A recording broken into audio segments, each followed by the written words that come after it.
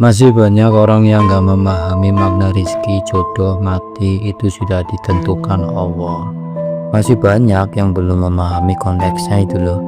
Jadi gini loh, jodoh memang sudah dipersiapkan, sudah ditulis. Artinya hidup seseorang itu ya punya pasangan, punya rizki. Seperti ada bulan, bintang, tumbuh-tumbuhan, hewan, langit, planet, dan seterusnya. Itulah yang disebut qada, sebuah ketetapan atau keputusan mutlak dari Allah. Nah, selesai dari perwujudan itulah atau penulisan itulah yang disebut takdir.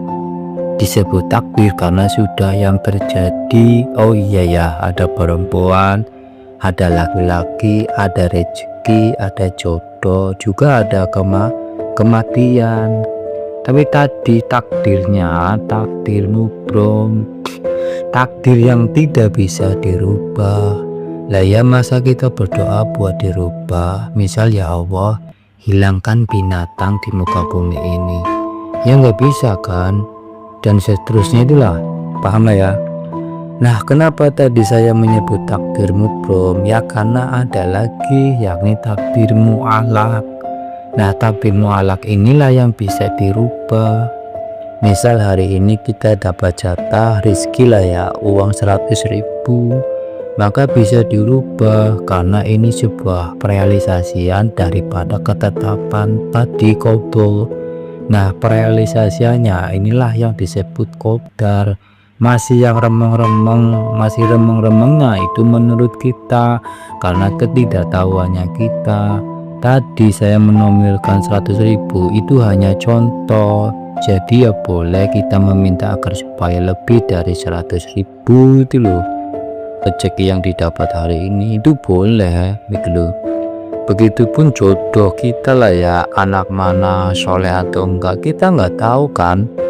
Lah iya, makanya tadi Allah buka pintu agar supaya kita memintanya, meminta dengan punya pasangan yang baik. Misal tentang rezeki, ya rezeki yang banyak tur berkah. Ud'uni, pintailah aku, Allah maksudnya. Astajib lakum, tak tompo di sini ya bukan berarti punya makna dikabulkan. Lah ya, masa buat makan susah ini berdoa minta pesawat, ya kan aneh. Sebagai juga lah ya, kita disuruh berdoa itu dalam rangka penghambaan diri kita kepada Allah. Jadi rendahkan diri kita serendah-rendahnya dan rendahkan hati kita serendah-rendahnya. Sadar diri bahwa kita sebagai hamba, abdun, kaula itu loh. Namanya hamba yang gak pantas lah ya sombong dan takabur, wong cilik, makhluk kecil. Jadi poin pentingnya bagi kamu yang belum ketemu jodohnya, maka berusahalah itu loh, sekiranya doa-doa itu sudah dipanjatkan dan misal yang didapat tidak sesuai dari keinginan, ya sudah, syukuri saja. Bagaimanapun juga itu keputusan yang terbaik buat kita dari Allah atau takdir dari Allah.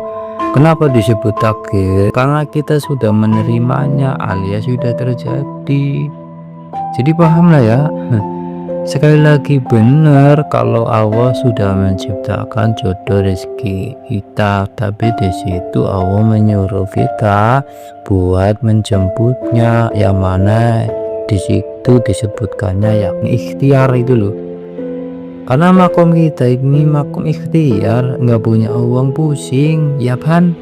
Nggak dihormati marah, ya nggak usah lah berlagak memposisikan diri sebagai makom tajrib.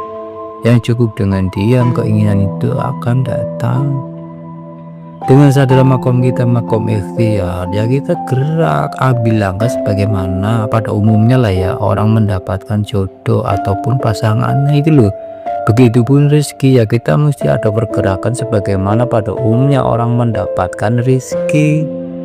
Lah ya, obsesi kuat pengen kaya tanpa kerja, lalu ditempuh dengan jalur menyimpang, perginya ke mbah dukun biar uangnya banyak tanpa kerja. Gimana nih mbah? Kebetulan ketemu dukunnya dukun waras. raimu aku ya pengen kaya raimu duwe-duwe akeh yo tanpa kerja ning yo ngene melarat ae. Lebih mbah kok melarat ae ya kaya raimu kuwi gede angan-angane tok. Jadi paham lah ya maksud saya. Wallahu a'lam bishawab.